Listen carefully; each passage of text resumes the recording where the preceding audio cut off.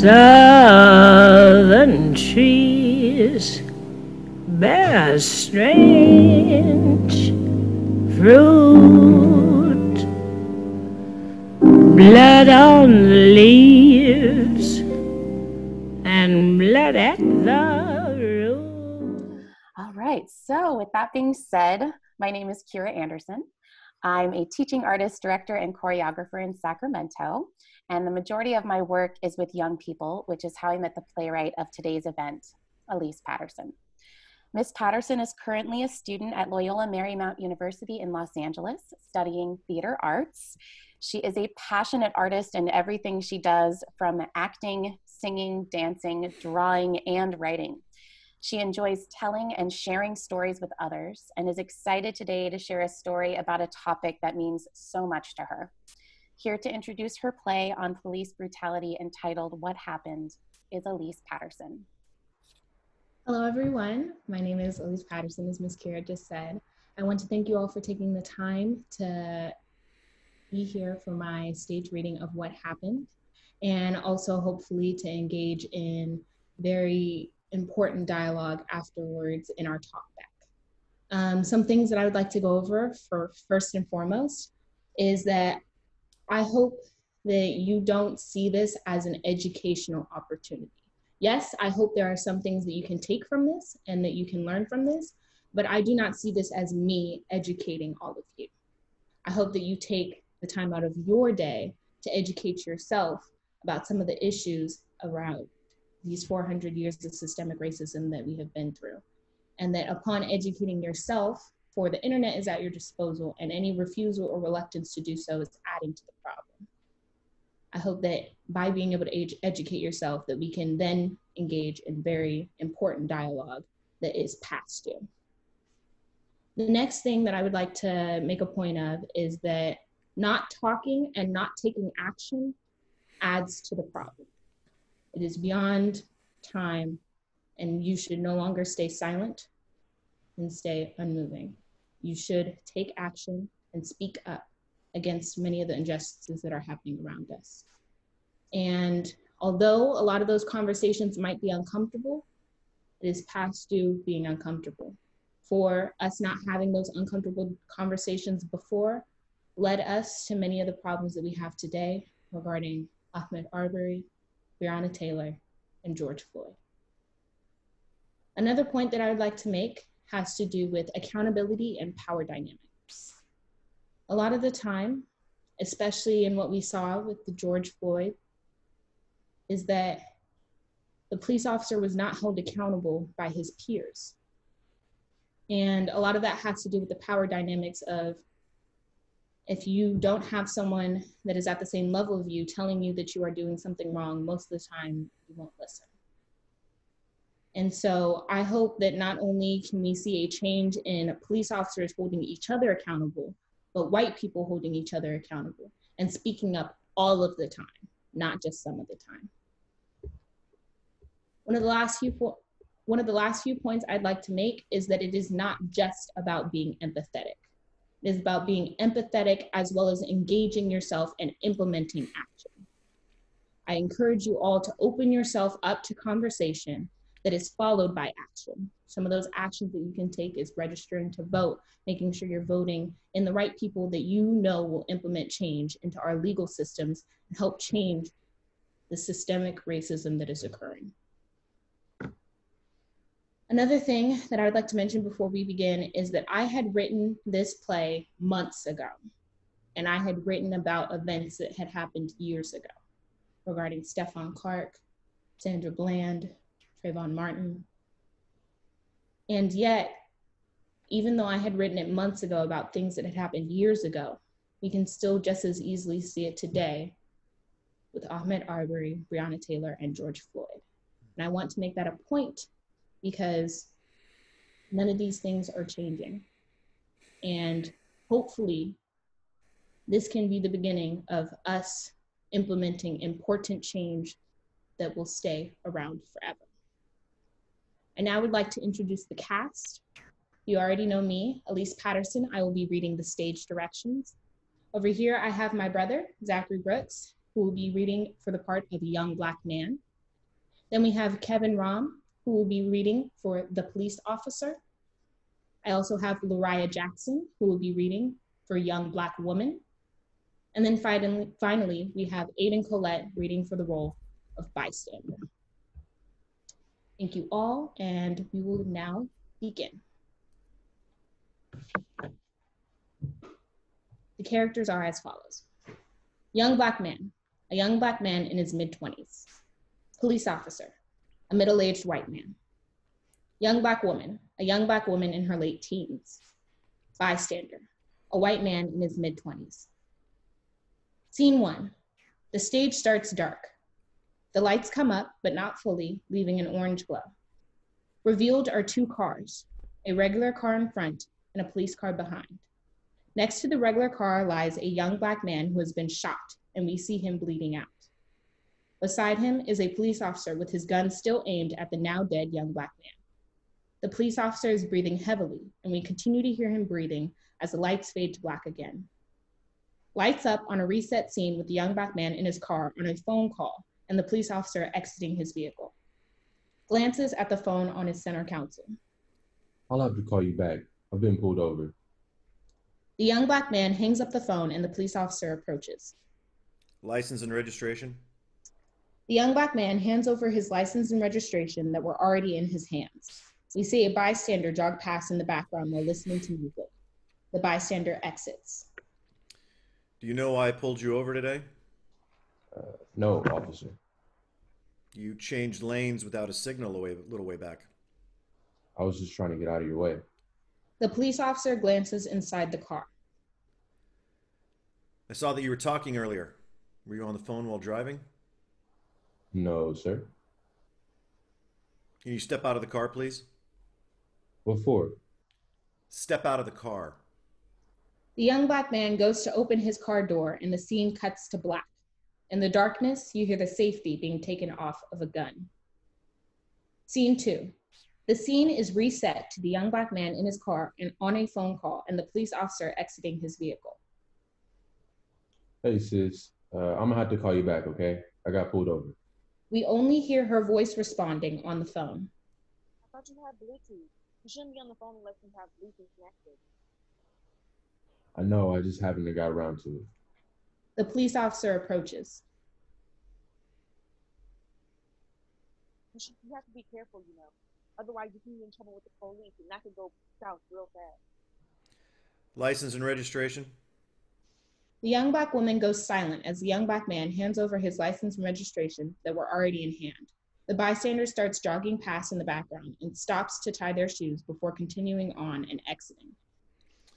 Do you know why I pulled you over today? No, officer. You changed lanes without a signal a little way back.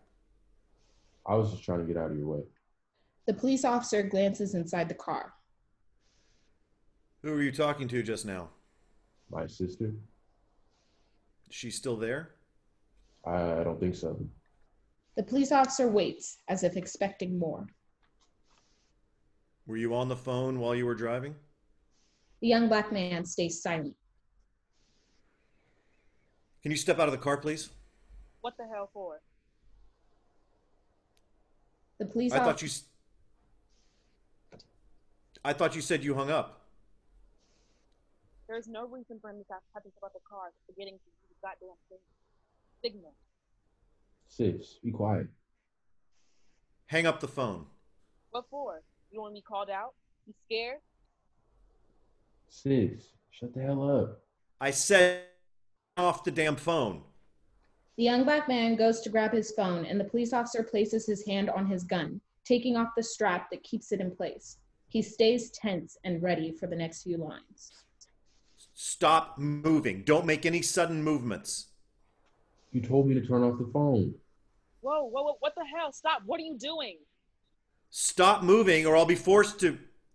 All I'm doing is... The young Black man reaches for his phone one more time. The stage goes dark. We hear the cocking of a gun. Scene 3.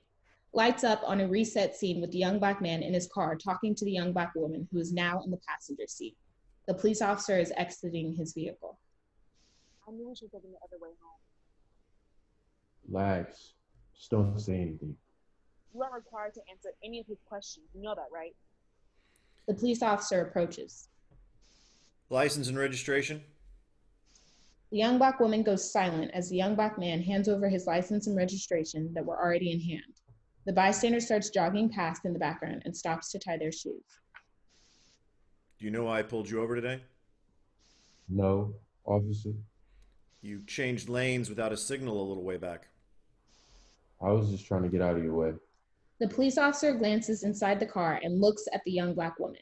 She stares back, silent and defiant. The bystander begins doing cool-down stretches in the background. Where are y'all heading? Just on our way home, sir. You live in this neighborhood? Just about. Is that so hard to believe? The police officer looks stricken for a second. The bystander glances the car's way and stares, transfixed. Ma'am, I want you to step out of the car. She's not even driving. Step out of the car. The young black woman steps outside of the car and closes the door behind herself. Come and stand on this side of the car, please. The young black woman goes to stand beside the police officer. The young black man glances back and forth between both the police officer and the young black woman apprehensively. The bystander is now paying full attention to the scene playing out, removing his earbuds to listen in. Sir, I don't think... Turn around, hands behind your back. What am I being arrested for? You're not being arrested. I just need you to cooperate, ma'am. Sir, that's not necessary. Turn around. The young black woman turns around with her hands behind her back. When the police officer goes to grab her arm, he does so aggressively. Ow, what the hell? Stop struggling. I already did everything you asked. You don't need to grab me like that. If you would stop. The police officer and the young black woman struggle until finally the police officer kicks her feet out to have her legs spread, pushing her onto her knees from there. The bystander is now frozen in the background, transfixed in horror. Stop, what are you doing? Get on the ground now. You're resisting a police officer. What the hell did I do? Ow, you're hurting me. The police officer has pushed the young black woman face first into the ground now and kneels on her back as he attempts to cuff her. The bystander looks around as if looking for help. The young black man begins to open his car door and step out. Stay inside of the car, sir. You hold still. Get your hands off my sister. She didn't do anything wrong. Sir, I said stay inside of the car. The next few things happen simultaneously. The young black man steps outside of the car and stands over the police officer. The police officer unstraps his gun and points it at the young black man while still holding the young black woman down. She's crying out in pain and can't see what's happening behind her. The bystander begins to step forward and open their mouth as if to speak. I said stay in the car. As the young black man begins to put his hands into the air, the lights cut to black. A gunshot rings out in the darkness, followed by the sounds of the young black woman sobbing. Scene 4. Lights up on a reset scene with the young black man in his car talking to the young black woman who is now in the passenger seat. The police officer is exiting his vehicle. I knew we should have taken the other way home. This way's always swarmed with police cars. Relax. Just don't say anything. Okay, fine. The police officer approaches. License and registration? The young black woman goes silent as the young black man hands over his license and registration that were already in hand. The bystander starts jogging past in the background and stops to tie their shoes. Do you know why I pulled you over today? No, officer. You changed lanes without a signal a little way back. I was just trying to get out of your way. The police officer glances inside the car and looks at the young black woman. She stares back, silent and defiant. The bystander begins doing cool-down stretches in the background. Where are y'all heading? Just on our way home, sir. You live in this neighborhood? Just about. The police officer stares at both the young black man and the young black woman as if expecting more information. The bystander glances the car's way and stares, transfixed. Right. Well, can both of you step out of the car real quick? What for? Step out of the car, please. Both the young black woman and the young black man step outside of the car and close the door behind themselves. Come stand on this side of the car, please. The young black woman goes to stand beside the police officer. The young black man glances back and forth between both the police officer and the young black woman apprehensively. The bystander is now paying full attention to the scene playing out, removing his earbuds to listen in. Sir, I don't understand what the problem is. There is no problem. I just want to make sure you're both okay. Is there anything in the car I should be aware of? No, sir. May I search the car? Do you have a warrant? Ma'am? Then no.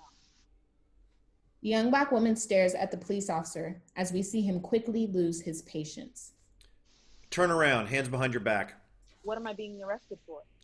You're not being arrested. I just need you to cooperate, ma'am. Sir, that is not necessary. Turn around. Why are you so adamant on cuffing me? I did not do anything wrong. We're not doing anything.